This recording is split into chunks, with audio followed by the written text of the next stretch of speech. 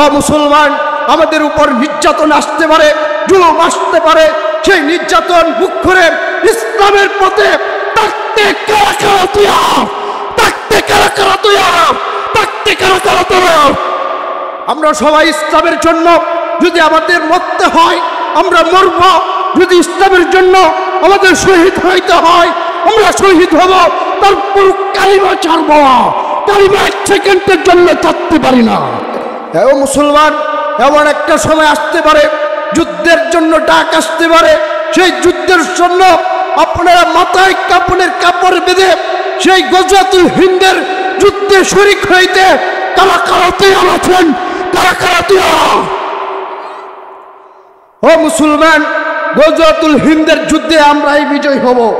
ইমাম মাহদী আলাইহিস সালাতু ওয়াস সালাম আসবেন, হযরত মেহদী আলাইহিস সালাতু ওয়াস সালাম আসবেন, হযরত ঈসা আলাইহিস সালাতু আসে, তখন তিনি নেতৃত্ব দিবেন, ইহুদিদেরকে পরাজিত করবেন, প্রত্যেকটা মুশরিককে পরাজিত করে মুসলমানরা ওই যুদ্ধে বিজয় হবে, ওই যুদ্ধে বিজয় হবে।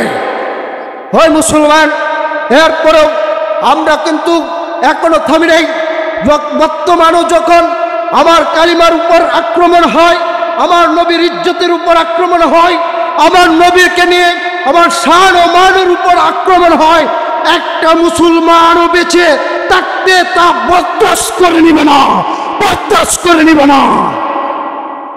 ও মুসলমান, তুমি বলতে পারো আজকে আমি শান্তিতে আছি, আমি বাংলার জমিনে শান্তিতে আছি, তুমি শান্তিতে আছো। এমন সময় আসতে পারে প্রত্যেকটা বেঈমান এসে মুসলমানকে ধরে ধরে জবাই করবে।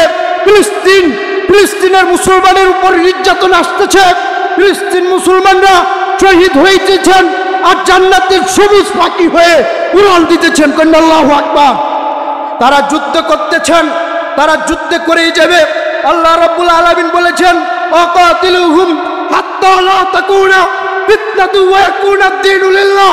তোমরা ততদিন পর্যন্ত যুদ্ধ করো, ততদিন পর্যন্ত জিহাদ করো, যতদিন পর্যন্ত আমার জমিনে একটা বেঈমান, একটা মুশরিক, একটা নাসারা থাকবে, ততদিন পর্যন্ত তাদের বিরুদ্ধে তলোয়ার ধরে রাখো, তলোয়ার দিয়ে যুদ্ধ করে যাও, তলোয়ার দিয়ে যুদ্ধ করে যাও। ও মুসলমান, শুনে রাখেন, আমি হয়তো আজ বেঁচে আছি, আমরা এখন তার আমাদের মাথার উপর টুপি আছে, দাঁড়িয়ে আছে, টাকার বড় এখন আমরা ভালো আছি, কিছুদিন পরে আমাদের উপর নির্যাতন আসবে। এমন আছে হয়তো বেলালের মতো হাত পা বেঁধে আমাদের উপর বলতে থাকবে, পিস্তল ধরে বলবে, তুমি বলো হিন্দু হইবা, অন্য হয়তো বৌদ্ধ হইবা, অন্য হয়তো খ্রিস্টান হবা, তুমি কালিমা ছাড়ো, তোমাকে অত্যাচার করবো না। ওই সময় বুলেটের সামনে দাঁড়ায়া কারা কারা বলতে পারবেন আনা মুসলিম, আমি মুসলমান, তারা বলতে পারবেন। আমরা বলবো আল্লাহু আকবার, সবাই বলবো আল্লাহু আকবার। আমরা মুসলমান বেঁচে থাকতে আমরা সবসময় বলবো, আমি যেই নবীর উপর কালিমা পড়েছি সেই নবীকে কোনো সময় বলতে পারি না তিনি আমার নবী, সবসময় আমি বলে যাব। আমরা বলবো আমার আল্লাহ এক, আমি বলবো আমার নবী শেষ নবী, তারপরে কোনো নবী নয়, তারপরে কোনো নবী নয়।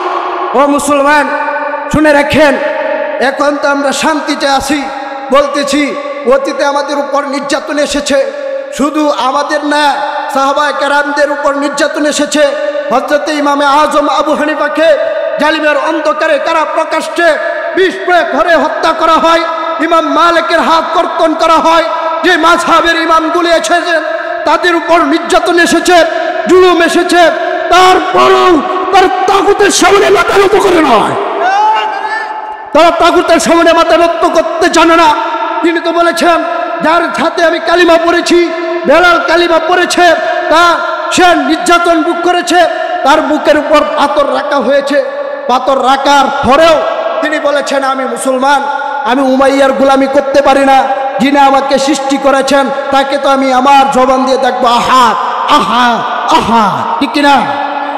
ও মুসলমান, শুনে রাখেন, আমরা যদি ইসলামের পথে থেকে মরতে পারি, আমরা মরলে শহীদ, বাঁচলে গাজী, ঠিক কিনা?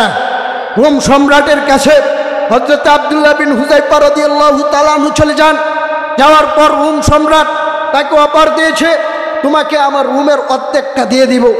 তখন হযরতে আব্দুল্লাহ বিন হুযায়ফা রাদিয়াল্লাহু তাআলা আনহু দেখতহীন ভাষায় বলে দিয়েছেন, ইয়া হিরাকুলু ওয়াল্লাহি লাউ আরিদাত আলা দুনিয়া কুল্লুহা আন আতরুকা দীন মুহাম্মদ।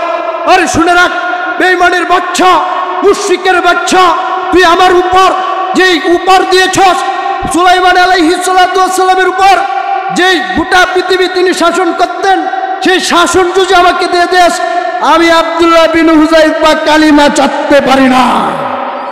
এই অপারগুলো আমাকে দেশ। শুনে রাখ, আমাকে যদি ফাঁসির কাষ্ঠে ঝুলাস, আমি আব্দুল্লাহ বিন হুযায়ফা ফাঁসির কাষ্ঠে ঝুলতে রাজি আছি। তারপরেও রোম সম্রাটের সামনে আমি মাথা নত করতে জানি না। আমার ইসলাম শিক্ষা দেয়, তোমার উপর যদি নির্যাতন আসে, জুলুম আসে, সেই জুলুম বুক করে তুমি ইসলামের পথে থাকবা। মরলে শহীদ, বাঁচলে গাজী। মরলে শহীদ, আমি বাঁচলে গাজী থাকবো, ঠিক কিনা বলে? আমরা বাঁচলে গাজী। হযরত আব্দুল্লাহ বিন হুযায়ফাকে তখন বললেন, তুমি কালিমা ছাড়বা না, তাহলে কৌশল অবলম্বন করতে হবে। তখন তিনি কি করলেন? তখন আব্দুল্লাহ বিন হুযায়ফা রাদিয়াল্লাহু তাআলা আনহুর সাথে যে ছিলেন, অনেক সাহাবায়ে কেরাম গিয়েছিলেন। তখন এক সাহাবীকে ধরে বললেন যে তাকে তেলের মধ্যে ফেলে দাও। এক সাহাবীকে টকবক করতেছে তেল, এই তেলের মধ্যে ডোরে ফেলে দিয়েছে, আর এই তেলের মধ্যে ভরে যায়। এরপরেও তিনি শহীদ হয়ে যায়। শহীদ হওয়ার পরে বলে, লা ইলাহা ইল্লাল্লাহ মুহাম্মাদুর রাসূলুল্লাহ। আরেকজনকে ধরে ফেলে দিলে। তখন আব্দুল্লাহ বিন হুযায়ফা রাদিয়াল্লাহু তাআলা হাসতেছেন, বলতেছেন, আরে তাদেরকে শহীদ করেছো, তারা মরে গিয়েছে তো জান্নাতে চলে গিয়েছে। আরে আল জান্নাতু তাহতা, আল জান্নাতু কাল তাহতা উম্মাহাত, আল জান্নাতু তাহতা জিলালিস সুয়ুত। আরে জান্নাত রয়েছে তরবারির ছায়ার নিচে। আল্লাহু আকবার। তরবারির ছায়ার নিচে জান্নাত রয়েছে। তখন হযরতে আব্দুল্লাহ বিন হুযায়ফা হাসতেছে। রোম সম্রাট বলতেছে, তুমি হাসো কেন? কারে আমি তো হাসি এই জন্য, তুমি আমাকে ধরে তেলের মধ্যে ফেলে দিয়ে আমাকে শহীদ করে দিবা, আর আমি শহীদ হয়ে যাব, আমি তো জান্নাতে চলে যাব। তখন কিছুক্ষণ পরে হযরত আব্দুল্লাহ বিন হুযায়ফা কাঁদেন। তখন বাদশাহ অফার দেয়, তুমি কালিমা ছেড়ে দাও, খ্রিস্টান ধর্ম গ্রহণ করে নাও। কন্যা নাউজুবিল্লাহ। তখন বলতেছেন যে তুই মনে করছিস আমি মৃত্যুর ভয়ে কাঁদতেছি। আরে আব্দুল্লাহ বিন হুযায়ফা তো মৃত্যুর ভয়ে কাঁদে না, তিনি কাঁদতেছেন যে আমার তো একটা জীবন, এই জীবন যদি আমি দিয়ে দেই তাহলে তো আমি শহীদ হয়ে যাব। আমার তো একটা জীবন, আমার তো মন চাই সুম্মা উহিয়া সুম্মা ওয়াকতাল সুম্মা উহিয়া সুম্মা ওয়াকতাল সুম্মা উহিয়া সুম্মা ওয়াকতাল। আমি আব্দুল্লাহ বিন হুযায়ফা, আমার মন চাই আমি দ্বীনের জন্য, ইসলামের জন্য 100টা জীবন দিতে পারতাম। আল্লাহু আকবার। তখন আব্দুল্লাহ বিন হুযায়ফার এই কাহিনী দেখে রোম সম্রাট অবাক হয়ে যায়, বলে যারে কি কারে কি অপর দিলাম, ঠিক আছে, তবে তোমাকে ছেড়ে দেওয়া হবে, তোমার সাথে যে সাহাবায়ে কেরামকে নিয়ে এসেছো তাদেরকে মদিনা পর্যন্ত আগিয়ে দেওয়া হবে। তখন তিনি বললেন যে তুমি আমাকে আমার কপালে একটু চুমু দাও। তখন আব্দুল্লাহ বিন হুযায়ফা বলতেছে, না, আমি তো যেই টুতে আমার নবীর টুট মুবারকে আমি চুমা দিয়েছি, আমি তো কোনো বেঈমানের কপালে চুমু দিতে পারি না। তখন বলছে যে বেশি চুমু দিতে হবে না, চুলের গোড়াটার মধ্যে একটু চুমু দেও। তখন চুলের গোড়ার মধ্যে একটু হালকা চুমু দিলেন। দেওয়ার সাথে সাথে তাদেরকে মদিনা পর্যন্ত আগিয়ে দিয়েছে। এই বাহিনীটা পাঠিয়েছিলেন হযরত উমর ফারুক রাদিয়াল্লাহু তাআলা আনহু। পাঠিয়ে দিয়ে তিনি বসে দেখতেছেন কাশ্মীর আয়না দ্বারা যে আব্দুল্লাহ বিন হুযায়ফা বেঈমানের সামনে, তাগুতের সামনে যুদ্ধ করতেছেন। এই যুদ্ধে তিনি এবং আল্লাহর নাম বলতেছেন। সাহাবায়ে কেরামরা শহীদ হয়ে গিয়েছে। শহীদ হওয়ার পরেও তো তিনি তাগুতের সামনে মাথা নত করে নাই। এই দেখে তখন বলতেছে, মদিনার যত সাহাবায়ে কেরাম আছো, তোমাদের উচিত আব্দুল্লাহ বিন হুযায়ফার কপালে চুমু দেওয়া। আল্লাহু আকবার। তখন সাহাবায়ে কেরাম মদিনায় আসলেন। আসার পর তারা বিজয় বেশে একটা তাকবীর দিয়ে আসলেন। এরপরে হযরত খালিদ বিন ওয়ালিদ রাদিয়াল্লাহু তাআলা আনহু তিনি কালিমা পড়ে মুসলমান হন। খালিদ বিন ওয়ালিদের ঘটনা, হযরত খালিদ বিন ওয়ালিদ এর আগে দিয়ে আল্লাহ নবী সাল্লাল্লাহু আলাইহি ওয়াসাল্লাম সাহাবায়ে কেরামদেরকে মুতার যুদ্ধের জন্য নেতৃত্ব দেওয়ার জন্য, সৈনিক বানানোর জন্য তিনি বাছাই করতেছেন, বক্তব্য দিতেছেন। তখন বলতেছেন, শুনো, তোমাদের কাছ থেকে যায়েদ বিন হারেসাকে সেনাপতি বানানো হলো, এই মুতার যুদ্ধের প্রান্তরে যুদ্ধ করবে। তখন আল্লাহ নবী বললেন যে যায়েদ যদি শহীদ হয়ে যায় তাহলে যায়েদের পরিবর্তে তুমি জাফর বিন আবু তালেবকে আমির বানিয়ে নিও। জাফর বিন আবু তালেব যদি শহীদ হয়ে যায় তাহলে তুমি আব্দুল্লাহ বিন রওহাকে তুমি মনোনীত করে সৈনিক বানিয়ে নিও। তখন তারা সকলে, ঘটনা অনেক নাম্পা, সময় সংক্ষিপ্ত থাকার কারণে আমি বলতেছি, সংকীর্ণ করে বলি। তখন হযরতে আব্দুল্লাহ বিন হারেসা, যায়েদ বিন হারেসা রাদিয়াল্লাহু তাআলা আনহু মুতার যুদ্ধে রওনা দিলেন। জাফর বিন আবু তালেব মুতার প্রান্তরে চলে যান, আব্দুল্লাহ বিন রওহা মুতার প্রান্তরে চলে যায় যুদ্ধ করার জন্য। তখন আল্লাহ নবী তো বলে দিয়েছেন তারা শহীদ হবে, তারা তো বলতেছে যে আমরা শহীদ হয়ে যাইব, আমরা তো বাঁচতে পারবো না। তখন তারা যুদ্ধ করতেছেন। হযরত যায়েদ বিন হারেসা শহীদ হয়ে যাওয়ার পর তখন জাফর বিন আবু তালেব রাদিয়াল্লাহু তাআলা আনহুর কাছে একটা জান্ডা ছিল। তিনি জাফর রাদিয়াল্লাহু তাআলা আনহু জান্ডা উঁচু করে বেঈমানের সামনে যুদ্ধ করতেছেন। যুদ্ধ করতে করতে এক পর্যায়ে তার হাতে যে জান্ডা ছিল তার ডান হাতটা শহীদ হয়ে যায়। আল্লাহু আকবার।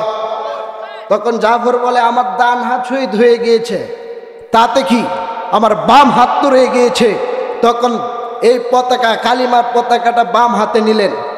আগের নিয়ত সময় ছিল, আগের যুগের যুদ্ধের নিয়ম ছিল যে ওই পক্ষে আর এই পক্ষে, দুনো পক্ষের মধ্যে একটা পতাকা থাকবে, এই পতাকাটা উঁচু থাকবে। তখন যে যুদ্ধের মধ্যে যেই বাহিনীটার পতাকাটা নিচে পড়ে যাইবে এরা পরাজিত হবে। তখন মুসলমানরা তো যুদ্ধের জন্য যে পতাকাটা নির্ধারিত করলেন, কালিমার পতাকা, এবার ধরে রাখলেন, উঁচু করে ধরে রাখলেন হযরত জাফর রাদিয়াল্লাহু তাআলা আনহু। জাফর রাদিয়াল্লাহু তাআলা আনহুর বাম পাদো, বাম হাতটাকে খুব দে আলাদা করে দেয়। তখন জাফর রাদিয়াল্লাহু তাআলা আনহু তিনি বললেন যে আমার দুই হাত গিয়েছে, তাতে কি, আমি জাফর, আমি জমিনের উপরে বেঁচে থাকতে আল্লাহর জমিনে, আল্লাহর দ্বীনের কালিমা পতাকা জমিনে পড়তে দিব না যতক্ষণ পর্যন্ত আমার দেহে এক বিন্দু রক্ত আছে, ততক্ষণ পর্যন্ত আমি কালিমার পতাকা আকাশে সমুন্নত করে রাখব।